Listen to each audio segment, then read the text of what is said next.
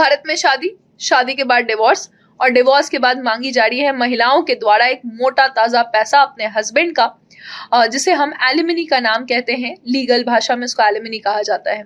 तो basically case गया अभी सुप्रीम कोर्ट के पास, जिसमें जो हस्बैंड थे वो यूएस कंपनी में एक आईटी कंसल्टेंट थे और पहले भी उनका एक डिवोर्स हो चुका था जिसमें उनको 500 करोड़ रुपए तक की एलिमनी देनी पड़ी। जो सेकंड शादी हुआ उसके लिए भी कोर्ट केस हुआ। कोर्ट केस में महिला का कहना था कि उनको भी 500 करोड़ रुपए चाहिए।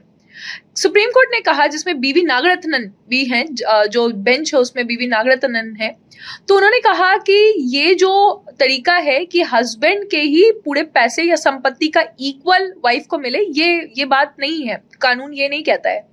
कानून का कहना है कि एक लिविंग स्टैंडर्ड मेंटेन हो सके, या फिर जो लिविंग स्टैंडर्ड में वो पहले थी उसके लिए जितना भी पैसे की जरूरत है वो हस्बैंड पे करेंगे। 12 करोड़ तक का उनको एलिमनी मिला है इस केस में। और साथ ही साथ एक वार्निंग भी रिलीज की गई है कि महिलाओं के प्रोटेक्शन के लिए ये कानून है। मान लीजिए कि कोई शादी के पहले जॉब में था लेकिन अब वो जॉब में नहीं है, वो लड़की जॉब में नहीं है, उनको लॉस हुआ, अब वो किस तरह से अपना लाइफ आगे एक्सटेंड करेंगी, या फिर उनके पास बच्चों का बर्डन है, तो उनको चाहिए एक प्रोटेक्शन एलिमनी अमाउंट। लेकिन अगर पहले से संपत्ति है तो उनको जरूरी नहीं है, हो सकता है कि उन्हें एलिमनी नहीं भी मिले। अगर उनका लिविंग स्टैंडर्ड में कहीं कोई कमी नहीं आई है तो एलिमनी नहीं मिले।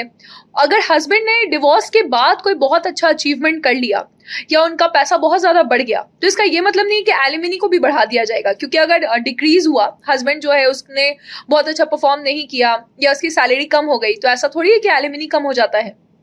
या फिर अगर हस्बैंड पे बहुत ज्यादा लायबिलिटी है, जितने भी वो कमा रहे हैं उसमें से 50% उनका लोन में ही जा रहा है, तो किस तरह से वो 50% अपनी वाइफ को देंगे। तो ये हस्बैंड को टॉर्चर करने के लिए कानून नहीं बनाया गया है, लेकिन हाँ, महिलाओं के प्रोटेक्शन के लिए कानून बनाया गया है। इसका सही उपयोग सुप्रीम कोर्ट ने ये सुझाव दिया है। क्या आप मुझे बता सकते हैं कि भारत में पहली महिला सीजीआई कौन बनेंगी?